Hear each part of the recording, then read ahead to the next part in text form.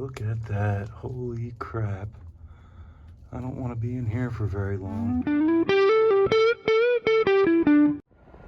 What's going on, everybody? It is April 7th, 2023. And as you can see from that short clip in the beginning of this video, I got into something nasty today.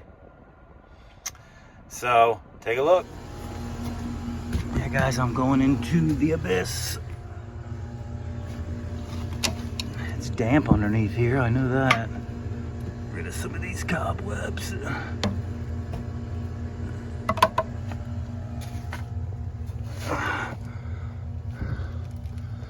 Yikes.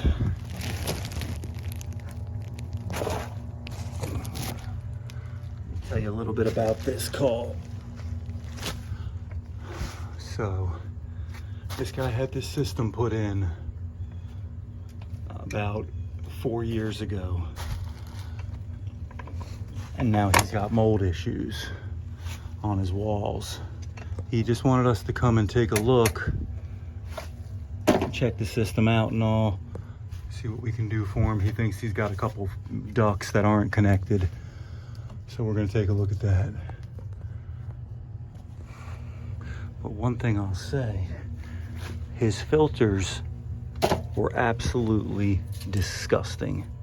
I told him, I said, either we gotta change these or I'm gonna have to pull these out of there even just to diagnose the system properly.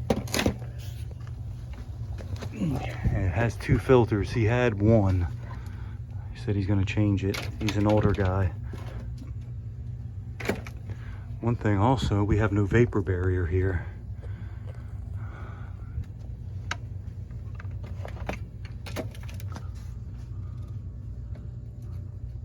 Let's go take a look at this duct system. He was saying one had no air coming out of it at all. So we do have volume dampers on these, so we'll check a few of these and see.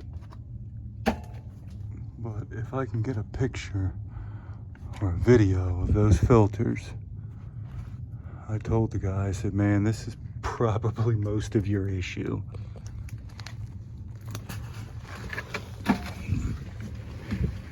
He's ready to take the installing contractor to court. However, if anybody came in and seen that filter, they'd say, come on, man. Looks like I got a collapsed duct down here.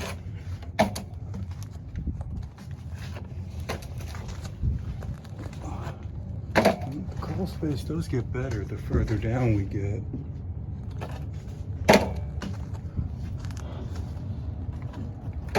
Yep, this is probably an issue here.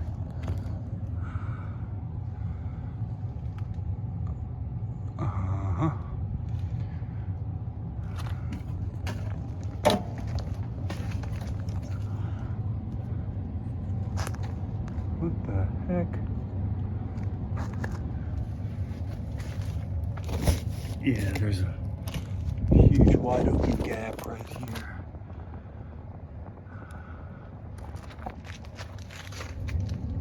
That's where most of his air is going. He said one half of the house wasn't getting any air at all, and this is probably why. See if we can put a hanger here and help him out. Let's see what else we got. Air handler sits in a closet. Return goes to the attic. Supply goes to the crawl space here. Yep, this is an issue. So we'll fix this up for him.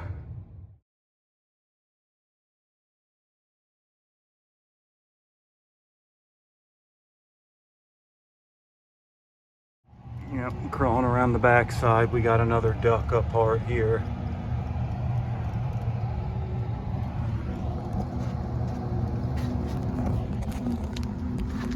Man, they didn't do a very good job on this. So it looks like that's got to be reattached some kind of way.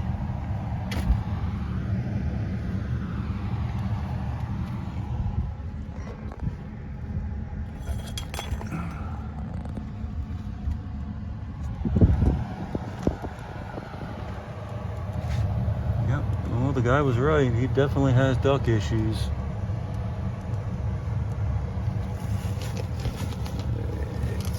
It's almost like they didn't even need this hanger here, because that's just picking it up out of the, you know, it's just messing it up. Well, I've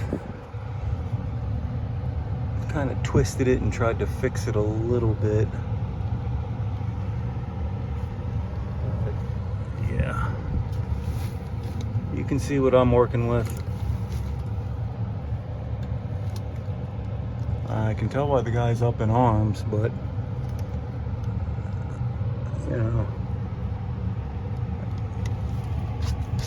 those filters are pretty bad. But yeah, ductwork's bad too. It seems like it's salvageable. It's not wet or anything. It seems like tape will stick to it, so probably be able to help them out and reattach this stuff and tape it back up.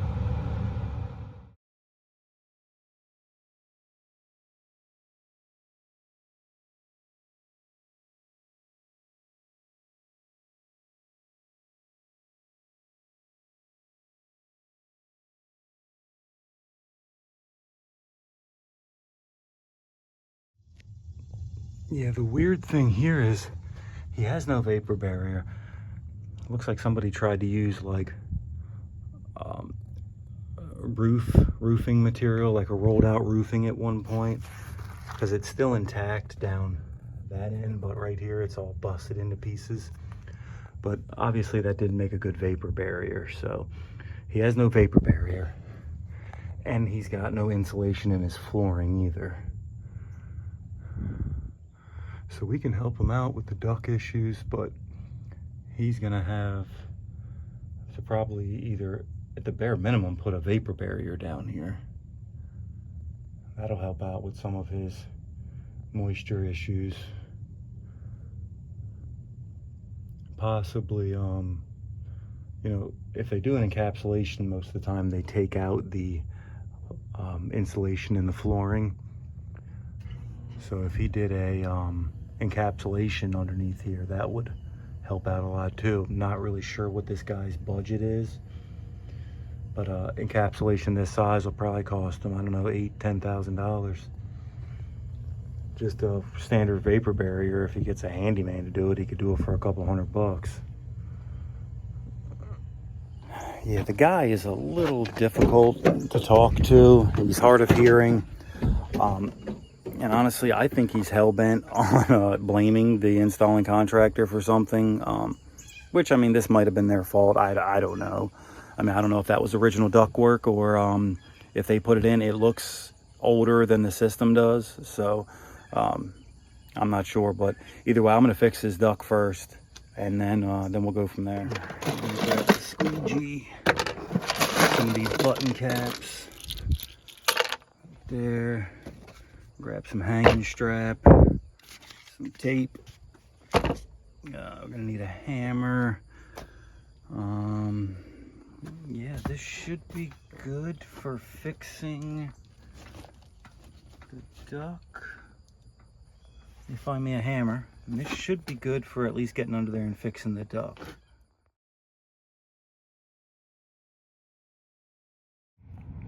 Yeah, guys, I'm getting this one done.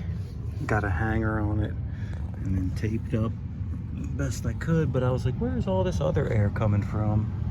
And there's another gap right there. Now, this trunk line may have shifted where I picked it up, so it might just be as simple as putting it back where it goes. Back up a little bit so you can see my repair. Put a strap there, taped it up. Looking better than what it was. All right, let me re-tape this seam over here too. Well, I got it sealed up anyway. This side and the bottom. I'm gonna have to get around that other side there because there is a gap over there too. I'm gonna have to fix, but we're making progress. I'm probably gonna take and cut this strap for now at least to let it come down, tape everything back up, and then maybe re-strap this, because that's almost holding it up out of my way, like holding it up. I probably would have put a strap at the end cap also, and not right here in the middle. All right, here's what we got. Definitely not the best situation, but we're at least sealed up now and not leaking air everywhere. I do still feel a little bit of air leakage coming from above. The air handler is right above here, so it's probably just not a good seal coming out of the bottom of the air handler, downflow situation. So we're doing the best we can here, guys. Definitely gonna be better than when we found it, that's for sure. Getting over here into his addition, there's the piece of flex there, the vent he didn't think was hooked up, and he's right, it's not. It looks like it's just spilling right into the crawl space. So let's crawl over there and see what's going on. No, it actually is hooked up. It's just, must have got full of water or something. Wonder if he's got a leak from above.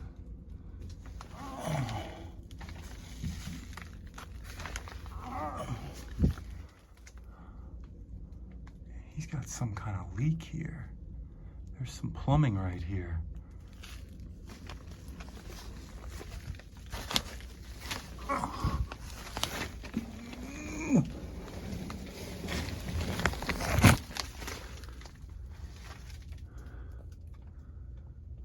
Yeah, something's leaking.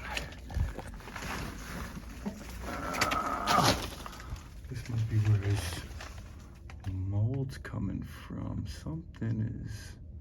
This is all wet. Oh boy. Oh boy.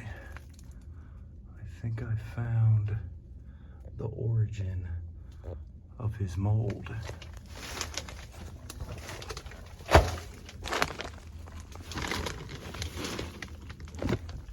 Yeah, look at that. Holy crap. I don't want to be in here for very long.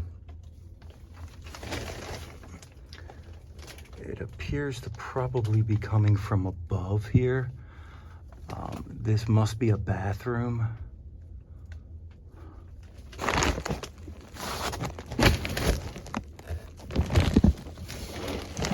Oh man. Oh geez, man, he is in bad shape. He's in bad shape.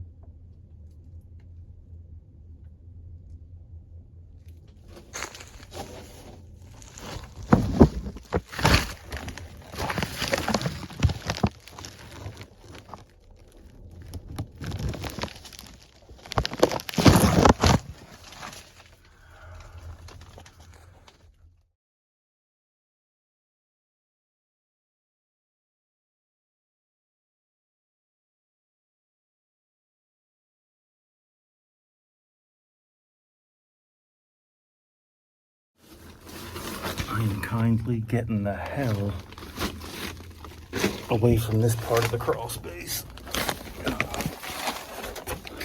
He's got a plumbing leak or something. There, something coming from that bathroom. He's gonna have to get a plumber to look at that. I don't think it's leaking into the, in the crawl space. I think it's leaking from above. That's the way it looks to me anyway. A fixture or something leaking in there. I'll go up there and look at it for him. So he has got a shower up in that addition that's leaking. He knew about the leak. Matter of fact, it leaks so bad he has to turn the knobs on and off, or the cutoffs on and off every time he goes to take a shower. So I said, buddy, I mean, come on, man. that's where your problem's coming from right there. So try to give the guy the benefit of the doubt. He's an old guy. He's a pretty cool guy. I mean, but he's just elderly guy. I don't know, but yeah. We have no superheat. 20 degrees of subcooling. I'd say we're overcharged here at the minimum. Might have another issue too. 356 psi of head pressure. And I'd say we're probably overcharged here. The system is at least satisfying. It just cut off. I just cleared the drain.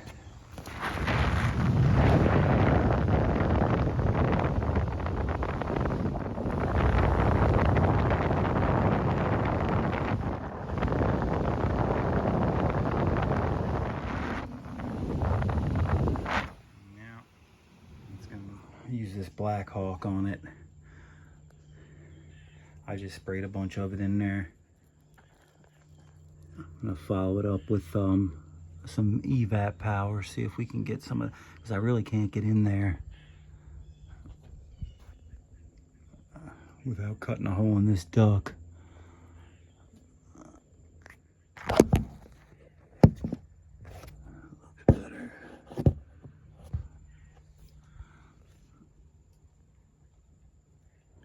Yeah, guys, I'm happy to be done with that one there. Anytime you got anything like that in a crawl space, you really don't want to be in there for any longer than you have to. But we fixed his duct issues, cleaned the coil, checked the whole system over. I still think it's a little overcharged. Might have other issues in the system, but he's got to get that mildew issue taken care of. They kept asking me, is it mold? Is it mold? And the thing is, I can't tell them if it's mold or not because I don't know if it's mold. I'm not certified in that. They have an environmental specialist coming. They're going to test it and for one, see what kind of mold it is and tell them if it's bad or not. There's no good mold. So, you know, I'm not sure what type of remediation steps they need to take to get it fixed. I know for one thing, he needs to get that shower fixed. Going from the diverter to the shower head, he says it's leaking there. So he knows where it's leaking. He just hasn't fixed it yet. So he needs to get that fixed so at least it'll stop leaking every time he takes a shower. So, and those filters, he ended up pulling one out. He only had one on him. So he pulled one out and then just replaced the one just so I can get a good accurate readings on the thing while I was working on it. So, but yeah, he's got to get a lot of that remediated before I'll go back in there and do anything else. Honestly, I probably did more than what I should have done in there today, but I felt sorry for the guy. He's a cool old man, so I felt like do the best I could for him. So, but we'll see. Let him get all that stuff remediated, and then we'll go back in there and see why the thing's overcharged or what have you. So maybe do him a service contract or something like that, and you know, try to dig into that thing a little bit deeper. But his immediate issue of the airflow is taken care of. I fixed that duct, so that's good. But all right, guys, let's go check out the rest of our day. All right, guys, we got a unit here. It's running. No compressor though. At least I don't hear the compressor running.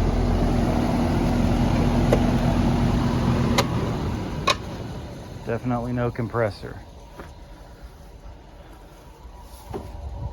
Take a look. I don't know if we're out on thermal or if we got a bad cap or both. Let's take a look. All right. We have two separate capacitors, one for the compressor and one for the condenser fan.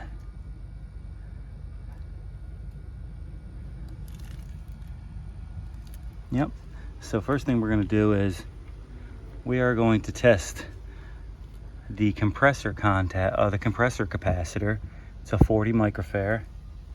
We'll see what kind of microfarads we got going on there. All right, we are weak, but that's not the reason this compressor is not coming on. I fear we're out on a thermal overload, but the thermostat was off when I got here, so let me pop the cover put my hand on the top of it. The compressor should not be overheated. We were spoiled with last week's weather. I think the hottest day was like 82 degrees. Now I'm sitting here at 95 in the frickin' sun. Sweating my butt off. Seems like everyone I've done today, I've been right in the frickin' sun.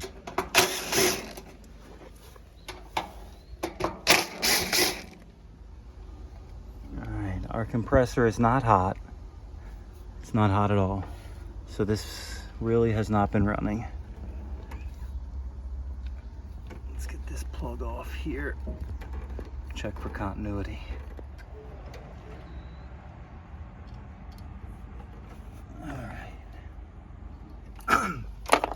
Our compressor seemed to ohm out okay.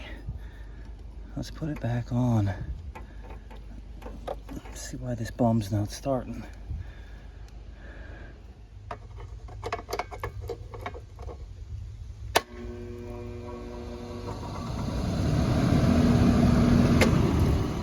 Alright, it pulled lock rotor and then cut off.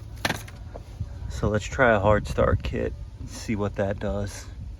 See if we can get it started with a hard start. Got me right in the frickin' sun.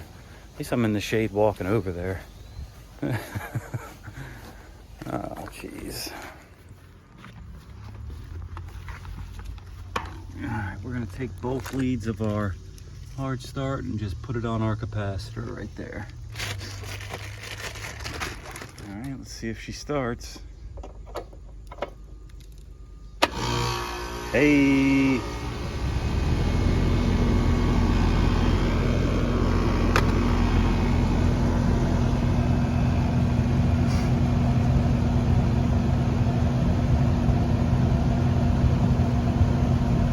Keep an eye on this amp draw. We are going to change out that capacitor too because it was weak. As long as everything stays in line here. This condenser can use a cleaning for sure. Yeah, it's got some pretty serious grass impacted in it.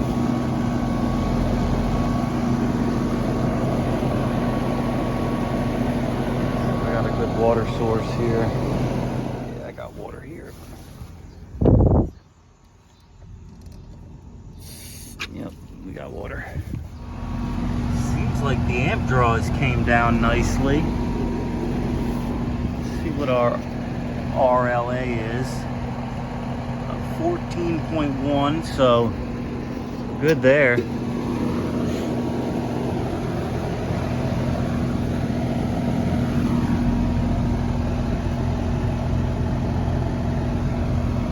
in the mid 80s in the house, and they did have a portable too, even where the thermostat is, so that looks kind of crappy. Here or what?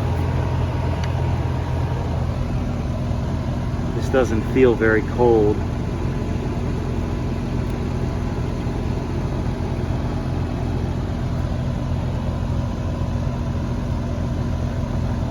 Alright, I'm gonna shut her down and change out that other capacitor. It's kind of funny, they put the stickers on upside down. I thought maybe just this one was upside down, but this one's upside down too.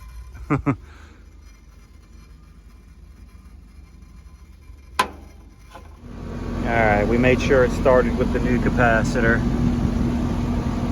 We're going to shut it back down. We're going to clean this condenser. You can tell someone looks like tried to clean it without taking the covers off, but you just got to take the covers off, guys. Sometimes you can get away with it. This time you can't. Pretty dirty. Alright guys, I got most of the big stuff off. We got the New Bright chucked up in the coil gun. New Bright Ultra Concentrate. We're gonna go ahead and go to work. I got a very conservative mix right now.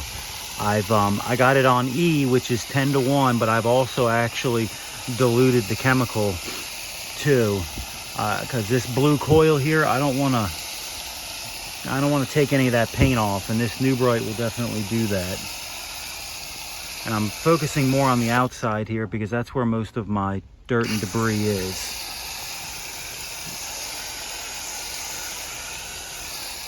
We're just going to follow it up with a nice solid rinse.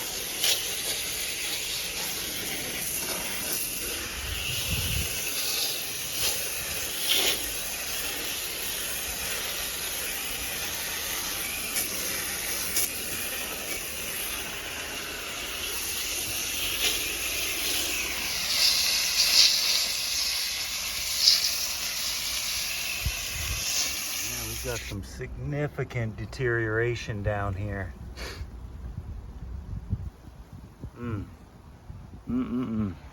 Alright guys, just left that call. It's important to tell the customer whenever you install a hard start kit on a system that this is not a permanent fix. This compressor should be able to start by itself without any help of a start component. Sometimes the system will come with start components, and that's fine. But whenever you have to add a hard start kit to a system, chances are that compressor's on its last leg. And judging by the deterioration in the corner of that coil, that I can only assume is dog urine, they do have 2 larger male dogs. I recommended to them we should probably change out this outdoor unit. I don't think they have the budget for it right now, but we are going to get them a quote on it nonetheless. And I made them aware that the fix is only temporary. So you should really make sure you tell your customers that whenever you do a hard start kit. So in case that compressor goes out a week, month, 2 months from the time you put it on, and they're looking at you saying, well, you said I was good, and they're looking for warranty. You got to tell them, be upfront, be honest with them. You know, sometimes a hard start kit will last years. I've seen them last years. But you don't want to get in a situation where you have to start warranty your work and have an upset customer because their compressor went out when you just put a hard start kit on it 2 months ago. So just be aware of that. But all right guys, that's going to be it for this one. So if you haven't done so already, please give it a thumbs up. Anybody new here, please subscribe to the channel, and check down in the description. I got some neat tools down there, some thermal camera links, a gas leak detector link. Get some good deals on that stuff, guys. So check down there. Leave any comments you have. Email me if you want. jeffshvacadventures at gmail.com. Yeah, I love hearing from you guys. So, all right, guys, I'll catch you on the next one.